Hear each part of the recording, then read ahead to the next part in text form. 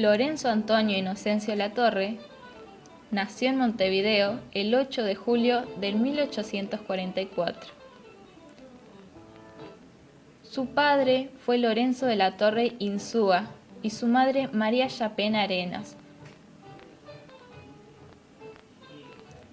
Fue un militar y político uruguayo perteneciente al Partido Colorado y gobernó el Uruguay provisoriamente luego de un caos político entre 1876 y 1879. Ese mismo año fue presidente constitucional entre 1879 y 1880, donde deja el poder. La historia de Latorre comienza en Montevideo, en la Guerra Grande. Fue soldado y formó parte del Batallón Florida, donde llegó a la Guerra del Paraguay. Un dato importante es que allí es donde el Ejército Nacional Uruguayo se estructuró como Ejército Nacional. Él pelea en ese batallón Florida que dominaba León Palleja y allí recibe un tiro profundo en la ingle, por lo cual deja la guerra para hospitalizarse en Corrientes. En uno de sus sermones, él cuenta que estando casi inconsciente, el médico no le dio esperanza de vida, sino que lo contrario, tapó su rostro con una tela blanca.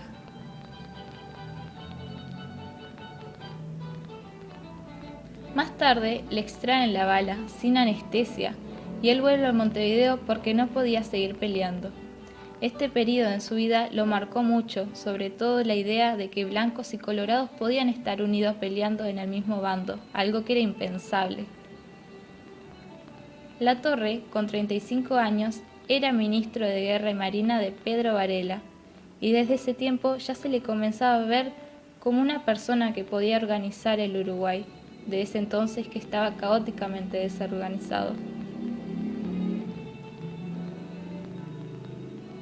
Latorre llega al poder cuando Pedro Varela renuncia por gran crisis que enfrentaba el país, debido a la inoperancia de los gobiernos, demócratas en gran parte. Mientras se buscaba un sucesor, se reunieron alrededor de 5.000 vecinos, comerciantes, hacendados, extranjeros residentes, en la puerta de su casa para pedirle que sea el presidente o el gobernador provisorio, ya que no se realizaron elecciones. Por lo tanto, fue un gobierno al margen de la Constitución.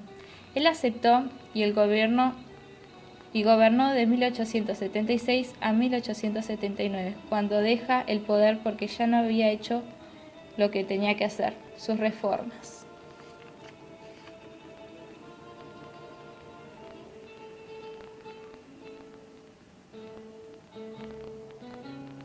En el 1879 lo eligen presidente nuevamente, pero gobernó solamente 6 meses el Uruguay. Y se fue dejando una de sus mayores frases: los orientales son ingobernables.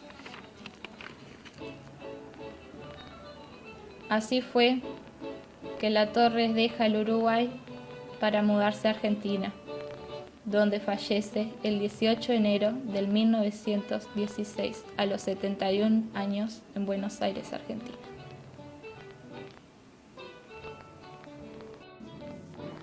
Reformas de Lorenzo Latorre. El alambramiento.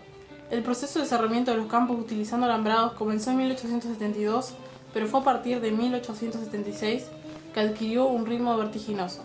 El alambramiento perseguía fines bien concretos: delimitar con exactitud la propiedad y asegurarla, permitir una explotación más racional del ganado, potrero, mestización, impedir la utilización del campo por ganados de los llamados ganaderos de nombre, es decir, aquellos que siendo dueños de ganado carecían de campo propio para sostenerlo. Código Rural. Redactado por la Asociación Rural, entró en vigencia el 17 de enero de 1876, pero fue con Latorre que se efectivizó. El código procuraba asegurar la propiedad sobre la tierra, deslinde, amojonamiento, título perfecto, facilidades para el cerramiento, y sobre el ganado, marcas y señales, guías exigibles a comerciantes en ganado, fuerte castigo para el delito de avigeo, así como asegurar el orden legislando sobre policía, admitiéndose incluso policía privada, pulperías, peones, etc. Fue modificado en 1879 por insuficiencias del código, en dos puntos importantes. Se introdujo la medianería forzosa y se estableció la pena de prisión para todos los responsables de aligeo, eliminándose la posibilidad de liberarse mediante pago de multa, lo cual beneficiaba a los más pudientes. Registro. Complemento indispensable de las disposiciones del Código Rural, destinados a afianzar la seguridad de la propiedad. Así surgieron: 1. Los registros de propiedades departamentales y seccionales en el 1878. 2. Oficina General de Marcas y Señales de Ganado, 1877. Los primeros permitieron a muchos estancieros consagrar su derecho de propiedad sobre campos hasta entonces en litigio. Policía. El gobierno permitió y estimuló el uso arbitrario de la fuerza, entendiendo que el objetivo era la protección del derecho de propiedad y la paz rural justificaba cualquier exceso. La reforma de José Pedro Varela estuvo basada en los principios fundamentales de la educación, gratuita, laica y obligatoria. No necesitamos poblaciones excesivas, lo que necesitamos es población ilustrada. La ilustración del pueblo es la verdadera locomotora del progreso. Si bien Varela no estaba de acuerdo con la política de Latorre, decidió llevarla adelante con el deseo de formar ciudadanos libres.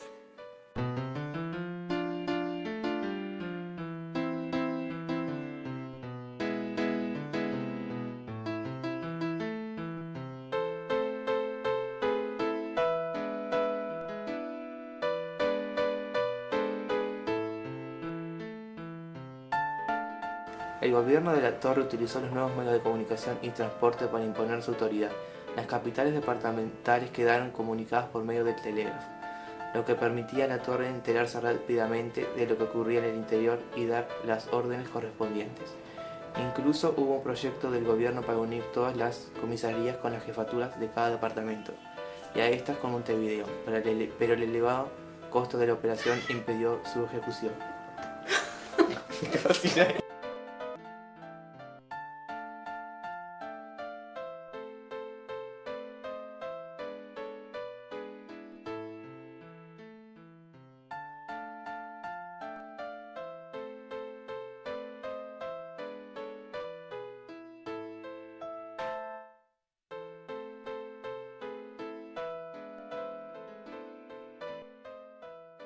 El Estado, ante esta asociación, cumplía un papel únicamente para la capital, o sea Montevideo. El resto del país no tenía ningún control. Los gauchos mataban cuanto ganado querían sin importar a quién pertenecían, y existía un gran desorden en las propiedades de la tierra. Con el progreso de esta modernización, Uruguay fue alcanzando nuevos medios de comunicación, de transporte, armas para el ejército. Estas cosas llevaron a que el Estado pueda lograr un poco más la paz. Y no solo era eso, sino que también haya más control policías, entre otras cosas. Pasó a ser un estado de paz y de control, y orden para todo el país.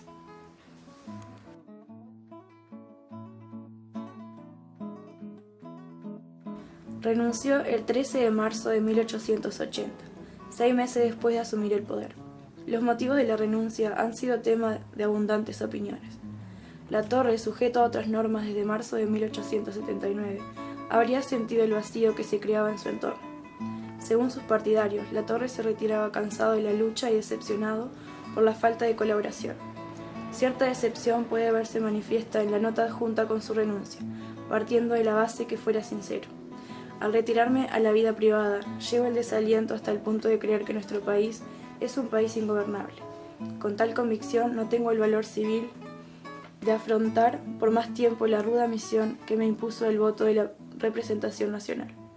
Otros piensan que Latorre jugó la carta de la renuncia para provocar una situación de caos que le restituyera, para conjurarlo, los poderes dictatorios perdidos en marzo de 1879.